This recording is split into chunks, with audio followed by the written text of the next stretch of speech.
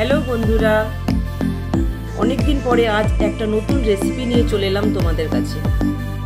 एकटाना chicken कषा चिकेनेर झोल और chilli chicken खेते खेते बोर हये गेছি, ताई आज तोमादेर साथे चिकेन चाप रेसिपि शेयर करছি। निजेर मतो करे करेছি, देखे नाओ रेसिपिटा। प्रथमे निয়েছি गोटा मशला, एर मध्य आछे छोटो एलाच, दारचिनी, जायफल, जयित्री, साजिरे, गोलमरिच, लवंग एवं एकटा स्टार फ्रूट। এই সবগুলোকে খালি কড়াই একটু ভেজে নিয়েছি হালকা আঁচে। এবার এটার পালা হলো এগুলোকে গুঁড়ো করে নেওয়ার। হালকা একটু গুঁড়ো করে নিয়েছি যাতে খুব একদম পেস্ট না করে হয়। এবার করলাম কি, চিকেনটাকে হাতে নিয়ে একটু একটু করে কেটে নিলাম যাতে করে মশলাগুলো পুরোপুরি চিকেনের ভেতরে ঢোকে। আমি এখানে একটু বড় সাইজে চিকেন নিয়েছি, তোমরা তোমাদের পছন্দ মতো চিকেন নিতে পারো। দেখে নাও কিভাবে কাটছি। সমস্তটা কেটে নিয়ে এবার করলাম চিকেন ম্যারিনেট করার মশলাটা করে নিলাম। দিলাম পোস্ত, তার সাথে দিলাম ভিজানো চারমগজ, সাথে কিছু রসুন, আদা এবং নিলাম দুটো বড় বড় পেঁয়াজ। এর সাথে দিলাম কাঁচা লঙ্কা আর দিলাম টক দই। এটাকে ভালো করে পেস্ট করে নিলাম। দেখো সুন্দর করে পেস্ট হলে বুঝতেই পারবে, চামচে করে তুললে এটা ঠিকমতো পেস্ট হয়েছে কিনা বোঝা যাবে।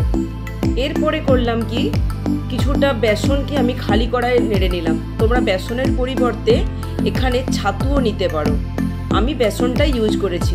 এবার চিকেনের মধ্যে যে মশলাটা তৈরি করে রেখেছিলাম ম্যারিনেট করার জন্য, সেটা সুন্দর করে মাখিয়ে নিলাম। এই মাখানোটা সুন্দর হতে হবে, কারণ ম্যারিনেট যত সুন্দর হবে চিকেনটার টেস্ট তত ভালো হবে। এর সাথে দিলাম হলুদ গুঁড়ো, লঙ্কা গুঁড়ো আর দিলাম নুন স্বাদ মতো। তার সাথে দিলাম যে চাপ মশলাটা রেডি করেছিলাম, সেই চাপ মশলাটা 2 চামচ নিয়ে মাখিয়ে নিলাম। খুব সুন্দর করে মাখিয়ে নিয়ে নিতে হবে এবং দেখে নিতে হবে যে ঠিকঠাক মশলাটা মাংসের গায়ে লেগেছে কিনা, যেন কোথাও না জমাট বেঁধে থাকে। এরপরে করলাম কি, যে বেসনটাকে আমি নেড়ে রেখেছিলাম সেই বেসনটাও এর সাথে দিলাম। তাতে করে চিকেন চাপের যে থিকনেসটা সেটা খুব সুন্দর হবে এবং সেটা খেতেও ভালো লাগবে। সমস্ত মশলা মাখানোর পরে এটাকে সুন্দর করে চাপা দিয়ে প্রায় 2 ঘন্টার মতো রেখে দিতে হবে ফ্রিজের মধ্যে।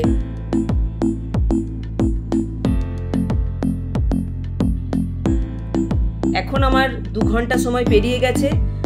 মাংসটা বের করে নিলাম, আধ ঘন্টা রাখলাম যাতে করে পুরো ঠান্ডা ভাবটা কমে যায়।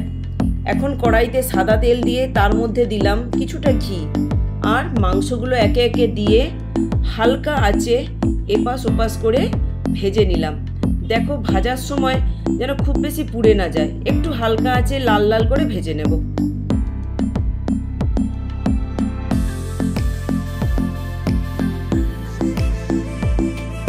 এপাশ ওপাশ উল্টে দিতে হবে, বারে বারে উল্টে দেবে, তাহলে কি হবে, মাংসটা বেশি পুড়েও যাবে না কিন্তু ভালো করে ভাজাটাও হয়ে যাবে।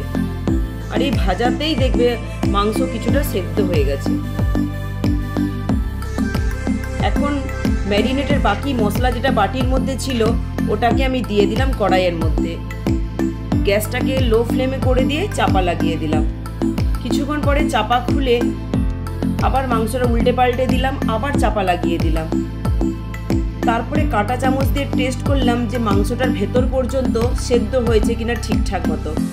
যখন দেখবে সেদ্ধটা ঠিকঠাক হয়েছে তখন আমি দিলাম কিছুটা স্যাফরন কাঁচা দুধের মধ্যে মিশিয়ে দিলাম। তার সাথে দিলাম গোলাপ জল, একটু কেওড়া জল খুব অল্প পরিমাণ, আর তার সাথে দিলাম একটু ঘি দিয়ে খুব সুন্দর করে নেড়ে নিয়ে আবার একটু ঢাকা লাগিয়ে দিলাম।